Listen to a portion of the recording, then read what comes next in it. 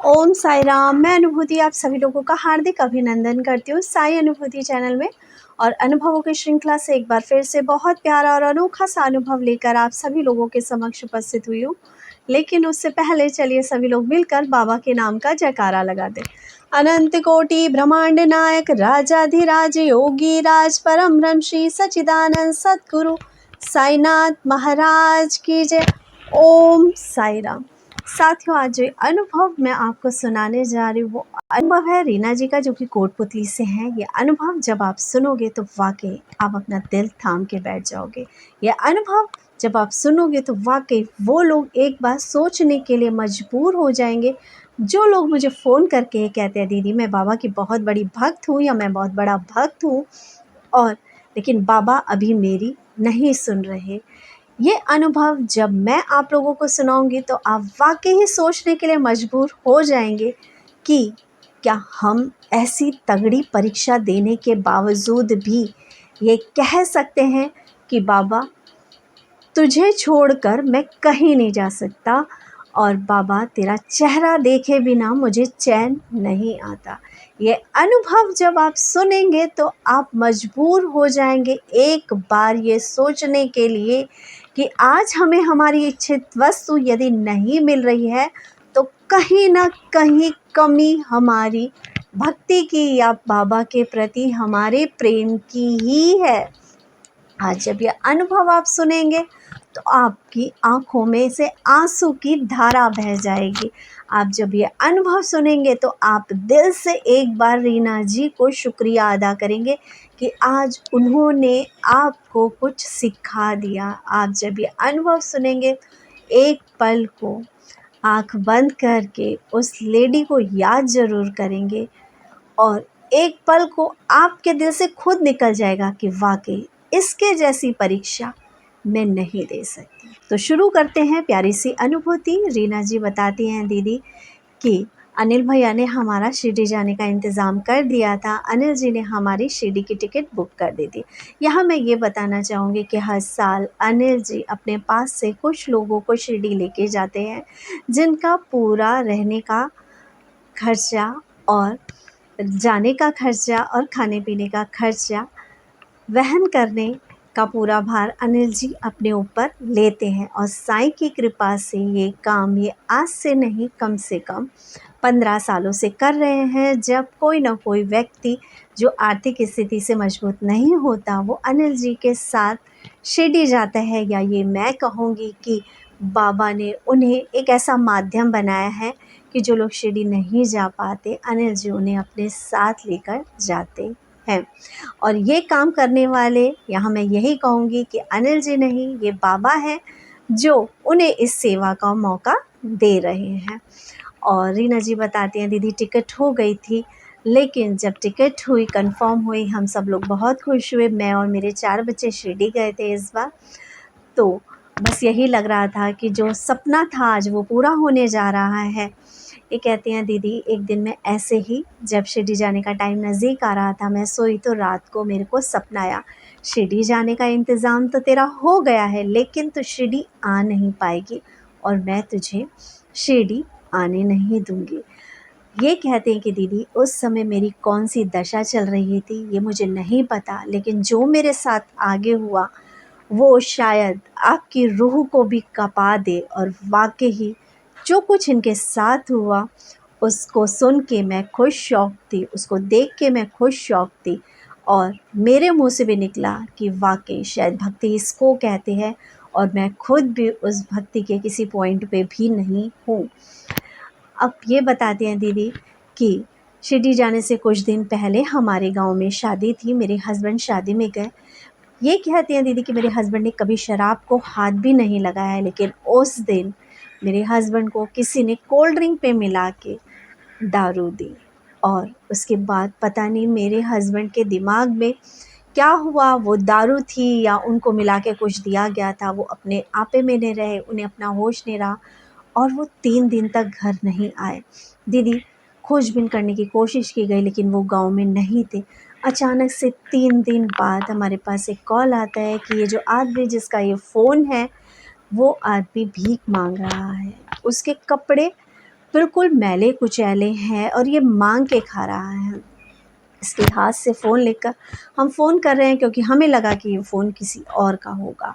ये कहती हैं दीदी, तब मैंने बस उनको यही कहा कि ये मेरे हस्बैंड हैं जिनका ये फ़ोन है, और ये वहाँ कैसे पहुँचे और इनकी ये हालत कैसी हुई इसका हमें कुछ भी नहीं पता, लेकिन आप हो सके तो इनको हमारे यहाँ तक पहुँचाने की कोशिश करिए। ये कहती है दीदी, मेरे पास ऐसा कोई साधन नहीं था, मेरा कोई ऐसा साथ नहीं था, क्योंकि मेरा गाँव का माहौल है। ये जॉइंट फैमिली में ज़रूर रहती हैं, लेकिन आप समझ सकते हो कि जो बाबा को मानते हैं गाँव और बीहड़ इलाके में, उन लोगों को कितने विरोधों का सामना करना पड़ता है। इसी विरोधों का सामना ये भी कर रही हैं।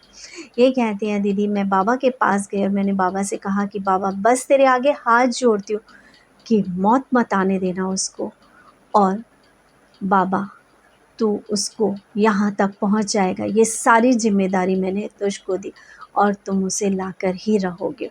ये कहती हैं दीदी, उस व्यक्ति का मैं बहुत धन्यवाद करती हूँ जिसने मेरे हस्बैंड को वहीं उसी शहर में मेरे कोई रिलेटिव रहते थे उनके पास तक पहुँचाया, जहाँ मेरे पास फ़ोन आया कि हमने इनको नहला-धुला दिया है, खिला-पिला दिया है, और हम कोशिश कर रहे हैं कि इनको समझा कर हम आपके पास तक ले आएँ। ये कहती हैं दीदी, मेरे हस्बैंड वापस आए, और ये कहती हैं दीदी, जहाँ हम एक्साइटेड थे जाने के लिए, वही जो हालात हमारे घर के हो रहे थे, जो माहौल हमारे घर का बना हुआ था, मेरे बच्चे बार-बार अपने कपड़े पैक करते थे और अनपैक कर देते थे, क्योंकि समझ ही नहीं आ रहा था कि इस स्थिति में हम जा भी पाएँगे या नहीं जा पाएँगे। ये कहती हैं, फिर जैसे-तैसे दीदी हिम्मत करी, अपनी बड़ी बेटी को मैंने अपने हस्बैंड के साथ घर पर ही छोड़ा और अपने हस्बैंड को समझाया कि आपकी तबीयत सही नहीं है, आप कहीं नहीं जाओगे, घर में ही रहोगे, और मैं शिरडी जा रही हूँ। ये कहती हैं कि दीदी हिम्मत करके हम अपने 3 बच्चों के साथ शिरडी के लिए रवाना हुए। ये कहती हैं दीदी, शिरडी का जो टाइमिंग थी वो 3:15 साढ़े 3 की जो ट्रेन थी, दिल्ली से हम लोगों ने ली थी अनिल जी के साथ। हम लोग ट्रेन लेते हैं और रात के 11 साढ़े 11 बजे मेरे पास एक बार फिर फ़ोन आता है कि जहाँ भी हो वापस आ जाओ, बहुत बड़ा अनर्थ हो गया है। तुम्हारे हस्बैंड जो हैं वो खंभे से नीचे गिर गए हैं और जो उनकी हालत है वो बहुत ख़राब है। ये कहते हैं दीदी, मेरे पास फ़ोटो भेजी गई कि उनके साथ क्या हुआ। ये कहती हैं, जब मुझे ये कहा गया कि वापस आ जाओ, तो मेरे पैरों के नीचे से ज़मीन निकल गई, क्योंकि बहुत टाइम बाद मैं अपने घर से बाहर निकली थी। और सबसे बड़ी बात है कि घर से बाहर निकलना तो एक बड़ी बात नहीं थी, लेकिन मैं अपने गाँव से कभी इतनी दूर गई ही नहीं थी, तो मुझे रास्ता नहीं पता था, और मेरी वजह से पूरा 40-50 बंदों का जो ग्रुप था वो परेशान हो। ये मुझे समझ में नहीं आ रहा था, क्योंकि रास्ता तो अभी तय हुआ भी नहीं था, सब लोग खुशी-खुशी शिरडी जा रहे थे। ये कहती है, मेरी बहन ने मुझे कॉल किया कि वापस तो तुझे आना पड़ेगा, क्योंकि हॉस्पिटल में एडमिट ही नहीं किया जा रहा है। ये कहती है कि मैंने कहा एक बार कोशिश करो, मैं बाबा से प्रार्थना कर रही हूँ और तुम जाओ उन्हें हॉस्पिटल लेके। ये कहते हैं दीदी, रात के साढ़े 11-12 बजे की बात थी। वो लोग जैसे-तैसे करके उन्हें अपने गाँव से बाहर जो एक हॉस्पिटल है वहाँ पर लेके जा रहे, और इधर मैं प्रार्थना कर रही थी कि तूने मेरी बहुत परीक्षा ले ली साईं, लेकिन तेरा मुँह देखे बिना तो अब मैं वापस जाने वाली नहीं हूँ शिरडी, तो मैं आके ही रहूँगी। ये कहती हैं कि दीदी, बस मैं रास्ते भर बाबा से प्रार्थना कर रही थी, और मेरी प्रार्थनाओं का जो असर निकला वो ये था कि जब मेरे हस्बैंड को हॉस्पिटल वहाँ लेके जाया गया, तो मेरे हस्बैंड के जान पहचान के एक हड्डियों के जो डॉक्टर थे, उनके यहाँ पे जो असिस्टेंट काम करता था, वो जान पहचान के निकले और उन्होंने मेरे हस्बैंड को एडमिट करवाया, और मेरे हस्बैंड का इलाज शुरू हुआ, और उनकी चोट पे मरहम पट्टी की गई। दीदी, वो बिजली के खंभे से नीचे गिरे थे, एक ऐसी जगह पे जहाँ कुछ भी हो सकता था, सर फट सकता था, लेकिन जो उनके साथ हुआ वो भी बहुत दर्दनाक था। मैं आप लोगों के साथ इसकी फ़ोटो शेयर कर रही हूँ। आप भी जब इस फ़ोटो को देखेंगे तो आपके भी जो बोलते हैं रोंगटे खड़े हो जाएंगे कि इतना ख़तरनाक कंडीशन इनके हस्बैंड के साथ हुई थी। और इन्होंने बाबा को बोला कि बाबा तेरा चेहरा देखे बिना तो मैं वापस नहीं जाऊंगी। ये कहती हैं दीदी कि किसी तरह से हम लोग शिरडी पहुँचे। इधर इनकी हालत ख़राब थी, काफ़ी ये पेन में थे, लेकिन फिर भी मेरे हस्बैंड ने कहा कि कोई नहीं, कि तुम अपना शिरडी का जो सफ़र है वो पूरा करो, शिरडी होकर आओ, मैं ठीक हूँ। इधर मेरे हस्बैंड और मेरी बेटी मेरा डांडस बता रहे थे और उधर मेरा मन व्याकुल भी था। लेकिन मेरी तीव्र इच्छा अब बाबा की परीक्षा देने की थी और मैंने बाबा से कह दिया था पहले कि बाबा अब अगर इसको कुछ हो भी जाएगा तो मैं आकर इसका जो कुछ भी क्रिया होगी वो कर दूंगी, लेकिन तूने कहा है तुझे आने नहीं दूंगा, तो लेकिन आज मैं भी तुझे परीक्षा देने के लिए तैयार हूँ। मैं तेरा चेहरा देखे बिना शिरडी से वापस जाने वाली नहीं हूँ। ये कहती हैं कि दीदी मैंने शिरडी में पहुंचकर बाबा के दर्शन किए और बाबा के दर्शन करके जो मुझे आनंद आया, और मैंने बाबा से कहा कि देख अब तू कुछ भी कर ले, ठीक है, अब मैं जाकर जो भी होगा उससे निपट लूँगी, लेकिन तेरा चेहरा देखना चाहती थी, तुझसे मिलना चाहती थी, और अपनी तरफ से मैंने तेरे को ये परीक्षा दे दी। अब आगे जो करना है वो तेरे हाथ में है। ये हमने रहकर बहुत एंजॉय किया। लेकिन मैं यहाँ पर ये बताऊँगी आप लोगों को, मुझे नहीं पता रीना जी ने कितना एंजॉय किया कितना नहीं किया, क्योंकि जब मैं उनसे मिली तो मैंने उनको पहली नज़र में ही देख के ये कह दिया था कि रीना जी आप इतना चुप चुप क्यों हो, आप कुछ बोलती क्यों नहीं हो, कुछ तो बोलो। लेकिन मुझे उस पल पे ये नहीं पता था कि ये कितने बड़े संकट से और कितने बड़े मानसिक दुविधा से गुजर रही हैं। कितनी मेंटल कंडीशन इनकी ऐसी होगी कि घर में हस्बैंड के साथ ऐसा हो रखा है और मैं यहाँ इतनी दूर हज़ारों किलोमीटर दूर बैठी हूँ। ना जाने लोग इन्हें क्या क्या कह रहे थे कि हस्बैंड को छोड़ के चली गई है, पहले ही इसका दिमाग ऐसा हो गया था, ये घर छोड़कर चला गया था, अब इसका ऐसे एक्सीडेंट हो गया है और फिर भी इसे घूमने की पड़ी है। ये कहती है हर विपरीत बातों का सामना करते हुए मैं अपने बाबा के समक्ष थी, अपने बाबा के पास थी और बस बाबा से यही कह रही थी कि ले ले बाबा जितनी परीक्षा लेनी है तुझे, लेकिन तेरी परीक्षा का हर एक पेपर मैं सॉल्व करके रहूँगी। ये कहती हैं कि दीदी उसके बाद हम जब शिरडी से वापस आए, अपने पति का हाल देखकर वाकई ही बहुत तकलीफ़ हुई कि वो जिस सिचुएशन से गुज़र रहे थे। ये कहती दीदी जब जब हस्बैंड को दोबारा डॉक्टर के पास लेकर जाया गया, ये किसान है ले और डॉक्टर ने कह दिया था अब आपका हाथ काम नहीं करेगा। जो फ़ोटो मैंने आपके साथ शेयर करी उसे देखकर आप खुद बता सकते हैं कि कितना पेन होगा इनके हाथ में और क्या वाकई इनका हाथ काम करने के काबिल होगा। कितना गहरा घाव, लेकिन इस घाव को देखकर आपने बाबा की असीम कृपा को नहीं देखा। इनका इतना बड़ा घाव हुआ लेकिन जो नस है वो आपको दिख रही है इस फोटो में, लेकिन नस पे इतना सा भी असर नहीं पड़ा। अगर ये नस फट जाती तो ना जाने क्या से क्या हो जाता। लेकिन कहते हैं ना, बाबा की शरण में जो आ जाता है, कर्म का लेखा तो हर किसी को भोगना ही पड़ता है। बड़े पत्थर की जगह छोटा पत्थर गिरेगा। बाबा 80% भार अपने ऊपर ले लेते हैं, जो कि आपको दिख ही रहा है। बाबा ने कितना बड़ा संकट, कितना बड़ा भार इनके सर से लिया होगा, कितनी तकलीफ़ हमारे साईं ने भी झेली होगी इन्हें संकट से उबारने के लिए। ये कहती हैं जब नेक्स्ट विज़िट पे गए, डॉक्टर ने कहा कि अब आप इस हाथ से काम नहीं कर सकोगे क्योंकि अब यह हाथ काम के काबिल नहीं रहा। ये कहती हैं कि इनके हस्बैंड के पैरों के नीचे की ज़मीन निकल गई। ये बहुत रोए बाबा के सामने आके कि ये डॉक्टर ने क्या कह दिया, मैं किसान हूँ, अगर मेरा हाथ नहीं चलेगा मैं अपने बच्चों को कैसे खिलाऊंगा, कैसे पिलाऊंगा। मेरे 4 बच्चे हैं साईं, तुझे कुछ तो करना ही होगा। दोनों ही हस्बैंड वाइफ बाबा को बहुत मानते हैं। ये कहते हैं दीदी उसके बाद साईं की जो लीला है ना, उसे सुनकर आप भी हैरान हो जाओगे।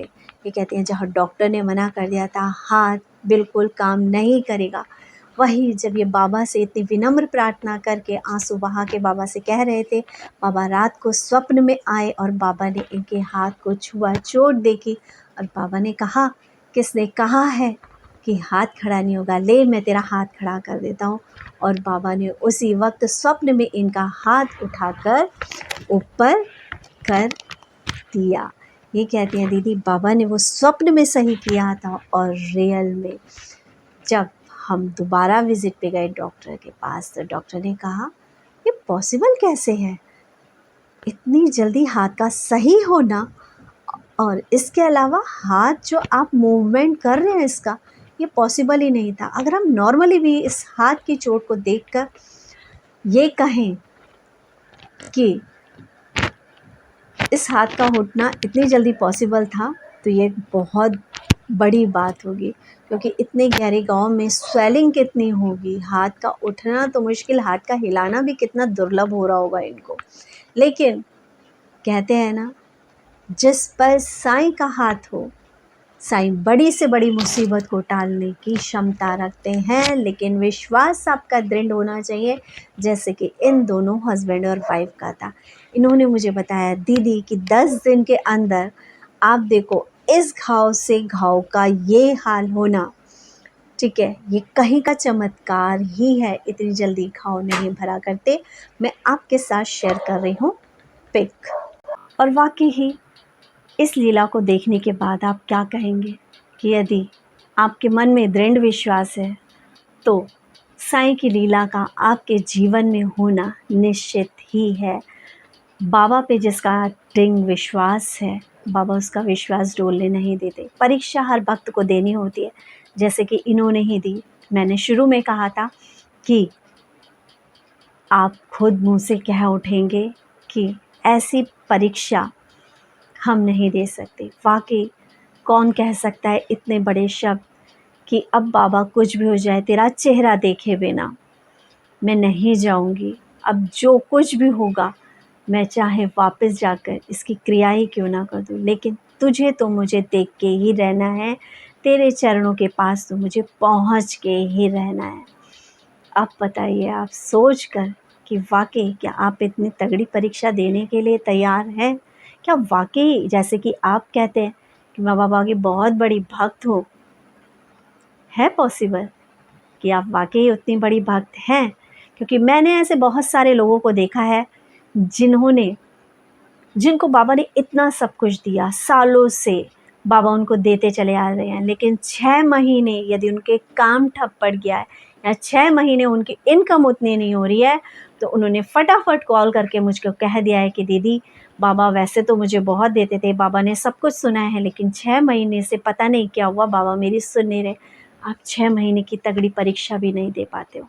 लेकिन इस लेडी को देखो जिसने मौत तक की खबर, मौत तक का जीवन इसने इस अनुभव में जिया है।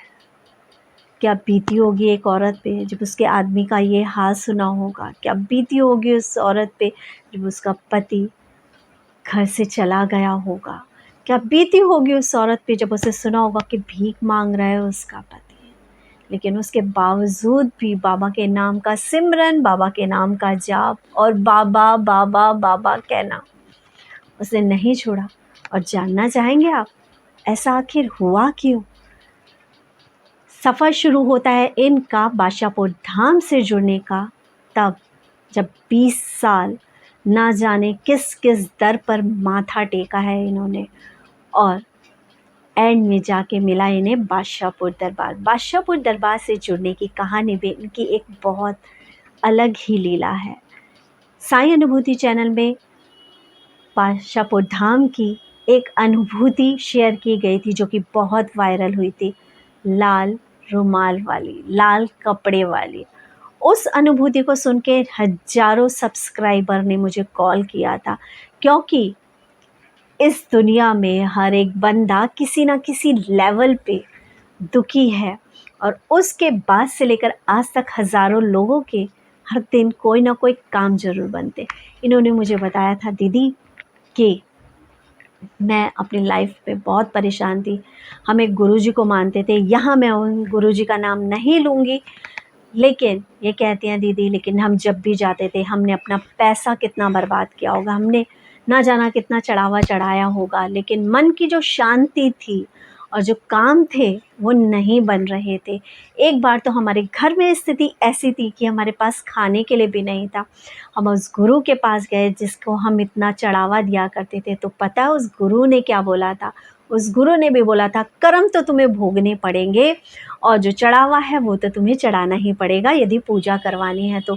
ये कहती है उस दिन मेरा मन, मेरा दिल उस जगह से ऊब गया था कि जो मेरे वक्त पे काम ना आ सका वो कैसा गुरु, वो कैसा भगवान। ये कहते हैं दीदी, फिर अचानक से जब यूट्यूब पे आपका ये अनुभव सुना था तो आपसे बात करने की, इस बादशाहपुर धाम में आने की मेरी इच्छा इतनी दृढ़ हो गई थी। पहली बार अपने हस्बैंड को बिना बताए, क्योंकि मेरे हस्बैंड कहीं जाने के लिए तैयार नहीं थे, पहली बार मैं निकली हूँ चुपचाप से, जैसे तैसे मैं यहाँ पहुँची और वहाँ पर लोगों का तांता लगा देखकर, भीड़ लगी देखकर, और एक से एक अमीर इंसान भी वहाँ पे बैठा हुआ था। ये देखकर मुझे बस ये लगा कि इतने सारे लोगों में और इतने बड़े बड़े लोगों में मुझे कौन सुनेगा, क्या मेरी यहाँ पे सुनवाई होगी? यही संशय मेरे मन में चल रहा था और मैं बाबा से प्रार्थना कर रही थी, बादशाहपुर वाले बाबा से, कि बाबा क्या आज मुझे सुना जाएगा, क्या यहाँ पर मेरे मन की पुकार सुनी जाएगी? तब पता है अचानक से भाभी ने मुझे ये कहा कि जो दूर से आ रखा है, जो कोटपुतली से आ रखा है, वो आ जाए। और भाभी ने मुझे उस भीड़ में से अलग उठाया और मुझसे बोला कि इधर आ, इस कमरे में बैठ, जो लाल वाले बाबा है इनसे अपना जो दुखड़ा है वो कह दे। और बाबा ने कहा था कि दूर से कोई आने वाला है उसके लिए खाने का इंतज़ाम कर, उसको खाना खिला के भेजना। ये कहते हैं कि भाभी ने मुझे बहुत प्यार से खाना खिलाया। लाल वाले बाबा से मैंने अपने दिल की सारी बात कही और तब मैं मान गई कि वाकई बाबा के दर पे हर भक्त की सुनवाई होती है। बाबा के दर पर अमीर और गरीब नहीं देखा जाता, बाबा को दूर से भी पता होता है कि कौन आ रहा है। और ऐसा ही है हमारा बादशाहपुर धाम। बाबा पहले से ही इंट्यूशंस भाभी को करा देते हैं कि आज कोई दूर से आने वाला है, वो भूखा होगा, उसको खाना खिलाए नहीं भेजना। वैसे तो हर बार ऐसा कभी हुआ नहीं कि बादशाहपुर धाम कोई पहुंचा हो और वो भूखा लौटा हो। भले ही प्रसाद उसने अपनी मर्ज़ी से थोड़ा सा खाया हो, लेकिन उसको रोटी का ग्रास ज़रूर मिला होगा वहाँ से। यही है हमारे बादशाहपुर धाम की खासियत, जहाँ पे ये नहीं देखा जाता चढ़ा रहा है या नहीं चढ़ा रहा, यहाँ ये देखा जाता है वो कितने दृढ़ विश्वास को लेकर बाबा के दर पर आया है, कितना दृढ़ विश्वास उसका बादशाहपुर के शिरडी साईनाथ पर है कि उसे लगता है कि यहाँ से उसके दुख दूर हो जाएंगे। और ये कहते हैं दीदी, ज़िंदगी का जो अच्छा सफ़र था, जो सुकून भरा सफ़र था, वो शुरू हुआ बादशाहपुर धाम से। ये कहते हैं दीदी, ऐसे इस बार जब मैं अभी गुरु पूर्णिमा में आपके यहाँ बादशाहपुर आने वाली थी, तो मैंने पहले से ही 1000 रुपये उठा के रख दिए थे और कहा था कि मैं बादशाहपुर जाऊँगी तो इससे किराए वगैरह खर्च कर लूँगी। अचानक से मेरे पति को कोई ज़रूरत पड़ी और उन्होंने बिना पूछे मेरे से वहाँ से 500 का नोट उठा लिया और खर्च कर दिए। ये कहती हैं जब मैंने देखा तो मुझे बहुत गुस्सा आया और मैंने अपने हस्बैंड को कहा कि आपने पैसे उठाए कैसे, हिम्मत कैसे की पैसे खर्च करने की।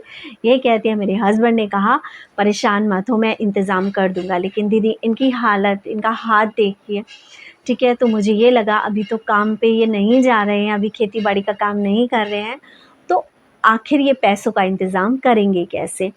ये कहती हैं कि दीदी एक दिन ऐसे ही हमारे गांव में लाइट गई, लगभग सब लोगों की लाइट आ रही थी, सिर्फ हमारे ही घर की लाइट नहीं आ रही थी, तो हमें ऊपर छत पे जाके तार डालकर लाइट लेनी थी। ये कहती है मेरे हस्बैंड ने कहा जा तो ऊपर जाके तार डाल दे, लाइट आ जाएगी। मैं कहती हैं कि मैंने कहा मुझे बिजली से बहुत डर लगता है, आप ही जाओ। ये कहती हैं कुर्सी वुर्सी रख के, क्योंकि सीढ़ियाँ नहीं है, मैंने किसी तरह से अपने हस्बैंड को ऊपर चढ़ाया और उसके बाद दीदी वहाँ पे क्योंकि ठंडी हवा चल रही थी तो मेरे हस्बैंड वहीं थोड़ी देर के लिए बैठ जाए। फिर इन्होंने देखा कि छत पे मिट्टी बहुत हो रही है, एक साइड में मिट्टी बहुत जमी हुई है, वहीं पे एक टाइल का जो था टुकड़ा पड़ा हुआ था। तो मेरे हस्बैंड ने क्या करा कि उस टाइल को उठाया। ये कहती हैं दीदी कि जब मेरे हस्बैंड को मैंने कहा था आप पैसों का इंतज़ाम कहाँ से करोगे, तो इन्होंने कहा था कि जैसे बाबा तेरा इंतज़ाम कराता है बाबा मेरा भी इंतज़ाम कराएगा और तू बेफ़िक्र रह, जाने से पहले तेरे पैसे तुझे वापस कर दूँगा। ये कहते हैं दीदी ये ऐसे ही वहाँ पे बैठ गए। फिर उन्होंने अचानक से वो टाइल उठाया और टाइल के नीचे ये क्या देखते हैं कि 500 के 2 नोट पड़े थे, यानी 1000 रुपये। कहते हैं भगवान की भक्ति में अगर आप कुछ अर्पित करो तो बाबा को उसका 1000 गुना आपको लौटाना पड़ता है, और बाबा ने यहाँ 500 का डबल करके 1000 रुपये दे दिया। ये कहते हैं दीदी मेरे घर की छत पर सीढ़ियाँ नहीं हैं, कोई आ जा नहीं सकता। बहुत बड़े प्रीमाइसेस में इनका जो गाँव का घर है वो बना हुआ है, किसी का ऊपर जाना संभव नहीं है। और बारिश का मौसम भी था और नोट हल्के गीले भी हुए थे।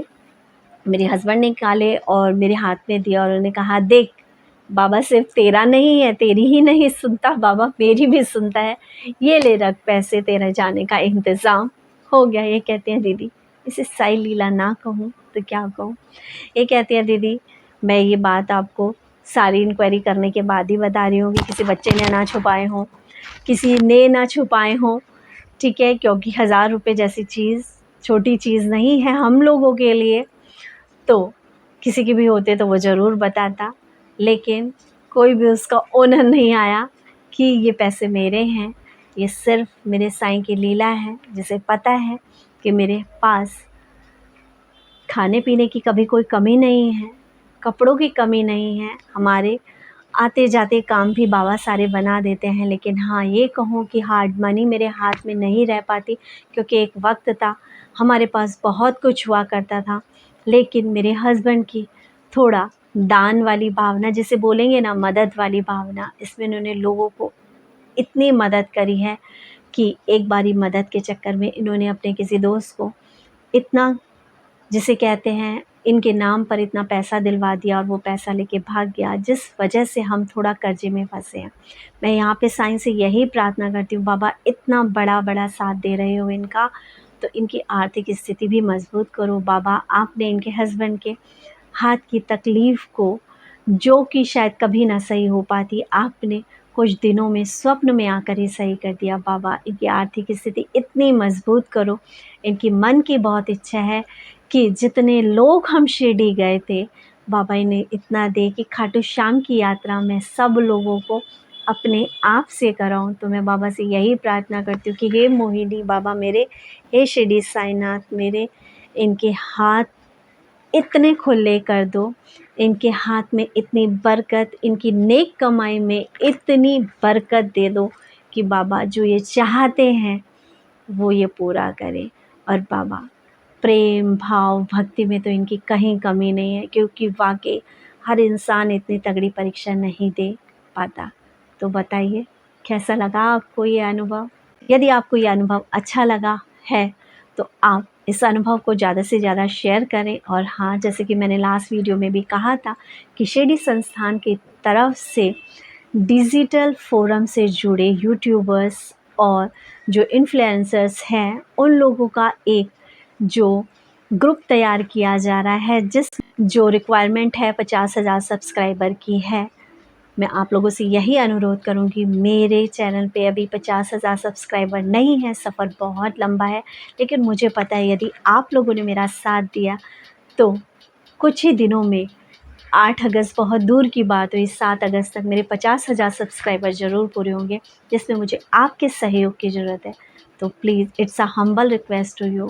मेरी बहुत इच्छा है, जैसे आप लोगों की इच्छा होती है ना कि हमारा ये दुख दूर हो जाएगा अगर मीनाक्षी जी ने मेरी फ़ोन उठा लिया और अनिल जी से बात करा दी, वैसे मेरी भी इच्छा यही है। यदि आप लोगों ने मेरा साथ दे दिया तो मेरी ये इच्छा पूरी हो जाएगी। हो सकता है उस सेमिनार के बाद मैं आप लोगों तक और अच्छी और प्यारी प्यारी बाबा से जुड़ी बातें शेयर कर सकूं, जो कि हमें आज अभी नहीं पता है।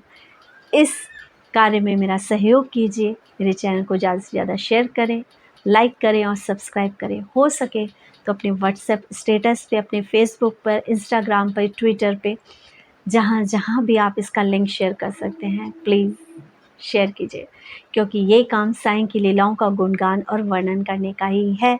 साईं सच्चरित्र में बाबा ने कहा ही है कि जो कोई भी मेरी लीलाओं का गुणगान और वर्णन करेगा उसे मैं भव से पार लगा दूंगा।